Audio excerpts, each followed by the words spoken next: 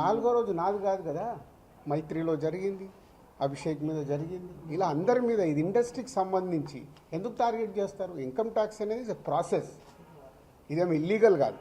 Income tax అనేది ప్రతి ఒక్కరికి, మీరు కూడా టీడీఎస్లు కడతారుగా, ఎందుకు కడతారు?